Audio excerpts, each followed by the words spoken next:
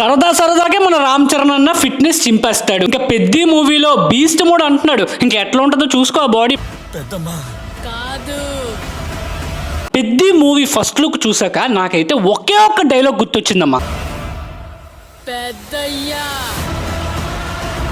ఇంతకీ ఈ first look ఎంత మందికి నచ్చిందో, రామ్ చరణ్ అభిమానులు ఎంత మంది చూస్తున్నారో ఒకసారి లైక్ చేయండి. వాళ్ళ రామ్ చరణ్ గారి బర్త్డే కాబట్టి మీ అందరికీ కూడా రామ్ చరణ్ గారిలా బాడీ బిల్డ్ చేయాలంటే ఏం చేయాలో చెప్తాను. ఫ్యాన్స్ ఎవరైనా చూస్తే ఫస్ట్ ఫాలో కొట్టండి. ఇంకా ఇలాంటి ఫిట్నెస్ వీడియోలు రోజు వస్తాయి. రామ్ చరణ్ గారు తన కెరియర్ లో ఫస్ట్ టైం 105 kgs కి వెళ్తున్నారు. అది కూడా ఏంటంటే బాడీ రికంపోజిషన్ చాలా మందికి ఉంటది. రామ్ చరణ్ గారిలా మంచి ఫిజిక్ బిల్డ్ చేయాలి, ఫ్యాట్ లాస్ అవ్వాలి, మజిల్స్ బిల్డ్ చేయాలని. కానీ ఆయన పడే కష్టం నాకు తెలిసినంత వరకు ఎవ్వడు పడలేడు అనమాట. అట్ ద సేమ్ టైం ఆయన ఎప్పటి నుంచో చేస్తున్నారు కాబట్టి ఆయనకి ఎంతో మజిల్ మెమరీ ఉంటుంది. జెనెటిక్స్ కూడా చాలా చాలా మెగా జెనెటిక్స్ అమ్మా, ఆ మాత్రం పవర్ ఉంటుంది.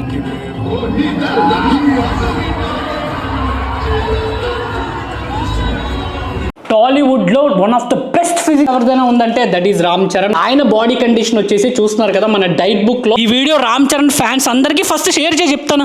మెసోమార్ఫ్ అనమాట. టూ మచ్ బల్క్ గా ఉండరు, అలాగనే కంప్లీట్ లీన్ గా ఉండరు, మధ్యలో ఉంటారనమాట. ఈ సమ్మర్ లో ఎవరైనా ఫ్యాట్ లాస్లు, వెయిట్ లాస్లు, బల్కింగ్లు చేసినప్పుడు హైడ్రేషన్ అనేది చాలా చాలా ఇంపార్టెంట్. అంటే సమ్మర్ లో మీ బాడీ డిహైడ్రేట్ అయ్యి కళ్ళు తిరిగి పడిపోయే ఛాన్స్ ఎక్కువ ఉంటుంది. వాటర్ అంటే గుర్తొచ్చింది. మనం ప్లాస్టిక్ బాటిల్ లో నీళ్ళు తాగుతాం కదా బయట కొనుక్కొని, దాంట్లో 2,40,000 ప్లాస్టిక్ పార్టికల్స్ ఉన్నాయని రీసెంట్ గా ఒక రీసెర్చ్, ఒక స్టడీలో చెప్తున్నారు. బయట కొనుక్కొని నీళ్ళు తాగడం కన్నా ఇంట్లో ఫిల్టర్ చేసిన నీళ్ళు తాగండి, ఇంకా సేఫ్ గా ఉంటారు. రామ్ చరణ్ గారిలా ట్రాన్స్ఫార్మ్ అవ్వాలనుకుంటున్నావా, నా హెల్ప్ ఏమైనా నీ ఫిట్నెస్ జర్నీలో డైట్ లో కావాలనుకుంటే మాత్రం తెలుసు కదా ఏం చేయాలో. మన వెబ్సైట్ ఎప్పుడు నీకు అండగానే ఉంటుంది. ఏప్రిల్ స్లాట్స్ అయితే ఓపెన్ అయ్యాయి. ఎవరైనా ప్రీ బుక్ చేసుకోవాలి. ట్రాన్స్ఫర్మేషన్ ఎవరైనా అవ్వాలనుకుంటే మాత్రం అక్కడికి వచ్చి మీ డీటెయిల్స్ ఫిల్ చేయండి. సీరియస్ అయితేనే మాత్రమే. బయట బాటిల్లో నీళ్ళు తాగుతారు కదా, కొంచెం జాగ్రత్తగా ఉండండి అమ్మా, షెడ్కి వెళ్ళిపోగలరు.